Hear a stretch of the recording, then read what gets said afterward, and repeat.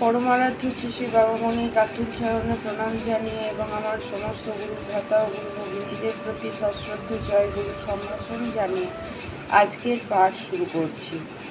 ওম অখণ্ড সংহিতা বা অখণ্ড মণ্ডলেশ্বর শ্রী শ্রী স্বামী স্বরূপানন্দ পরমহংসদেবের উপদেশবাণী ত্রয়োদশ খণ্ড।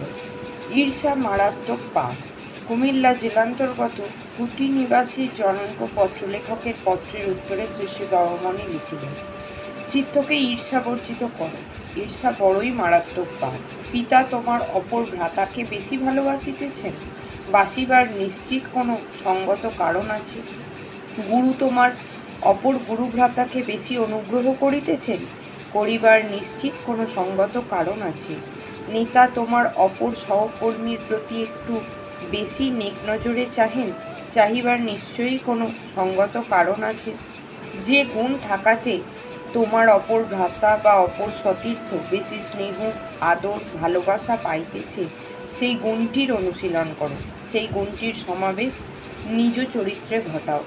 কখনো কখনো অসহায় ও দুর্বল পুত্র, শিষ্য বা ভৃত্য দয়ালু পিতা, গুরু বা মনিবের একটু বেশি প্রশ্রয় পায়।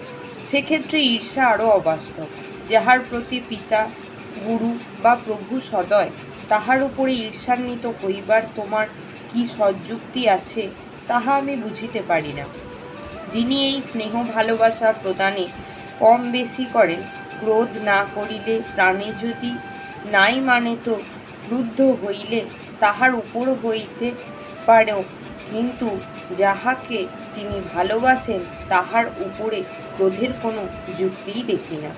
নামজাদা সব মহাপুরুষ, সাধু, সন্ত, মহন্ত ইহাদিগকেও অনেক সময় দেখিতে পাই, অমুক আশ্রমের কূপের জল কেন আমার আশ্রমের কূপের জলের চেয়ে মিষ্টি হইল, ইহা নিয়া ঈর্ষিত হইতে। ইহা সাক্ষাৎ কলিগ্রস্ততা সুস্পষ্ট লক্ষণ। তোমরা ঈর্ষা পাপ হইতে আত্মরক্ষা করো।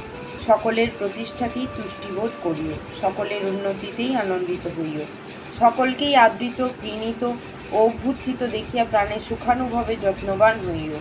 পরের সুখে যে সুখানুভব করে, জগতে তাহার মতো সুখী কে? ঈর্ষার বিষ কত মহাপ্রাণকে যে নিষ্প্রাণ করিয়াছে তাহা তোমরা জানো না।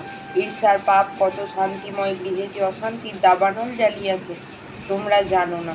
কিন্তু দেখিয়া শেখা আর শুনিয়া শেখাই ভালো, ঠেকিয়া শিখিতে যাইও না। অবিলম্বে অন্তরের ঈর্ষা সুলভতাকে প্রাণপণে বিনষ্ট করো। জয় গুরু।